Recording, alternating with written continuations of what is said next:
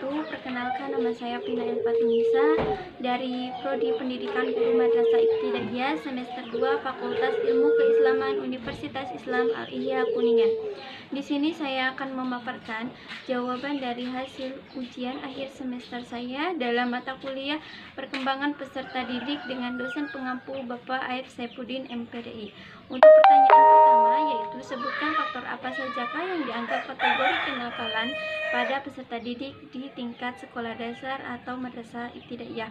Menurut saya beberapa contoh yang salah dalam perilaku atau kenakalan anak seperti anak yang mempunyai ciri khas yang selalu bertanya dan protes dianggap sebagai anak yang tidak menuruti aturan sehingga disebut dengan anak yang nakal.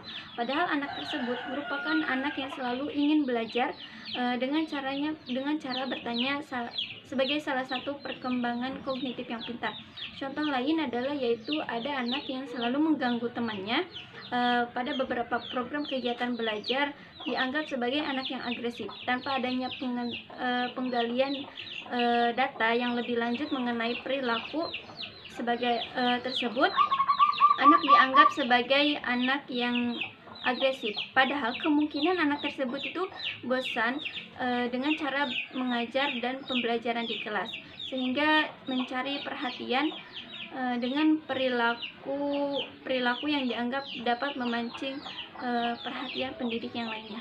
Dan untuk pertanyaan yang nomor 2, berikan solusi efisien dan efektif dalam menanggulangi kecanduan gadget, utamanya game online pada tingkat sekolah dasar atau MI. Menurut saya orang tua harus membuat aturan dan menjadwalkan penggunaan gadget atau game online dan membatasi penggunaan akses, juga memberikan permainan alternatif yang tidak berhubungan dengan gadget seperti bermain bola, melukis, mobil-mobilan sesuai dengan kesukaan anak tersebut. Dan sebagai orang tua juga harus bisa memperbanyak waktu dengan anak agar anak tidak sibuk bermain gadget. Dan yang terakhir yaitu disiplin waktu.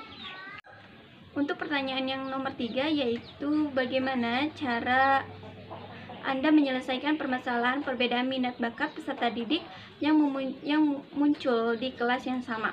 Menurut saya ketidaksamaan minat dan bakat tidak hanya peserta didik yang menjadi tidak percaya diri, akan tetapi juga akan menimbulkan kemalasan terhadap peserta didik di setiap mengikuti pelajaran, mudah menyerah dan bahkan akan berujung kenakalan. Oleh karena itu, untuk mengatasi semua dalam lingkungan kelas perlu adanya kerjasama antara guru dengan murid untuk membantu peserta didik yang mengalami masalah minat bakatnya.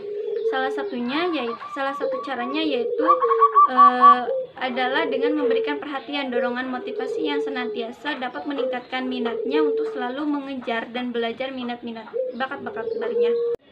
Untuk pertanyaan yang nomor 4, langkah apa sajakah yang Anda lakukan dalam menyelesaikan kasus bullying atau perundungan yang kerap terjadi pada peserta didik tingkat sekolah dasar atau MI? Menurut saya dengan seorang guru yaitu tunjukkan empati, bantu anak yang dibully untuk membela dirinya bahwa dia bisa mengatakan tidak suka jika dia dikerjai oleh temannya.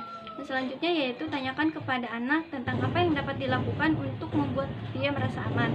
Yang keempat yaitu bicaralah dengan setiap anak yang terlibat di dalam situasi ini secara terpisah.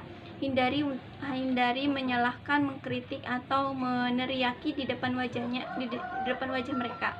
Dorong dan hargai nilai kejujuran mereka. Dan yang terakhir yaitu pertimbangkan peran dan pengaruh kelompok sebaya.